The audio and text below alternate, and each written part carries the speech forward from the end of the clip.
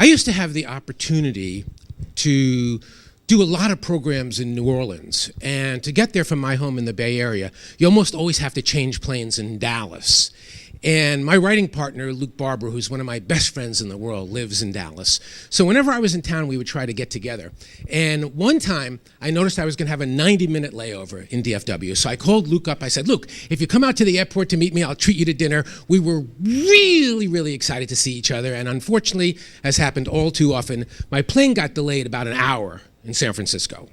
So I get there with a little more than half an hour to spare, and this was in the days before 9/11, so security wasn't quite the same as it is now. So I come running off the plane. Luke is right there. I give him a good big hug, and I say, oh man, thanks so much for coming out here. I'm really sorry about dinner, but why don't you walk me to the next gate? At least we'll have a little time together. He says to me, I'm very invested in having dinner with you tonight. I said to him, Luke, unless you're planning on buying a ticket to New Orleans, I don't see any way we're going to have dinner tonight. He says to me, trust me, I got this scoped out. And he picks up my carry-on and he starts walking back towards security, and I'm going after him, and he starts walking down into the parking garage.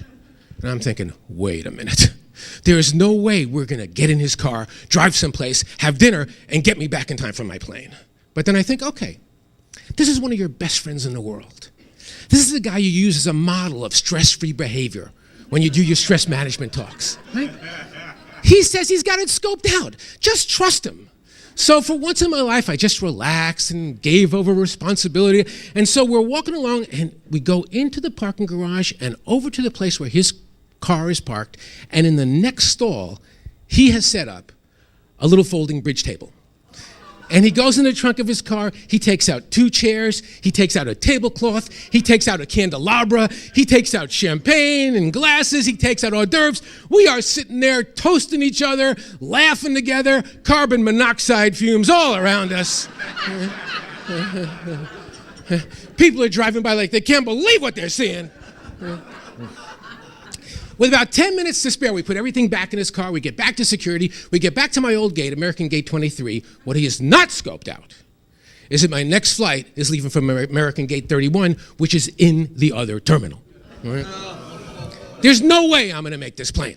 Right? But Luke flags down one of those guys with the electric cart. We get on the back of it. This guy is driving like a Grand Prix racer in and out. We are cheering him on, laughing, screaming. I get there with like 45 seconds to spare. The entire place is deserted except for this one flight attendant. She goes to me like, where have you been? Get on this plane. They slam the door behind me. I collapse in my seat with a big grin on my face thinking, why choose stress?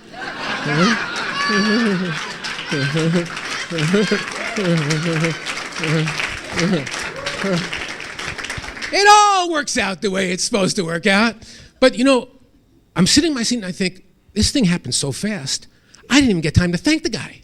So as soon as the plane lands, I whip out my cell phone, I call him, I say, Luke, that was such a sweet thing that you did for me. I really want to thank you. He says, you don't have to bother thanking me. Somebody already beat you to it. I say, what do you mean? He says, when I got back to my car, there was a flower on the windshield and a little note attached to it saying, anybody who could do something like that for another person must be a beautiful human being. Yeah. You know, I told that story at a conference once, and a woman in the audience jumped up and said, please tell me he's still single.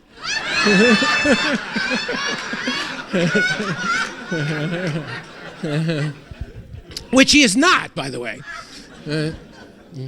But you know, I was really interested that she would have that kind of a reaction. But the more I thought of it, the more sense it made to me, because the act of play is an act of love. And the more time we spend in play, the more time we spend in our hearts.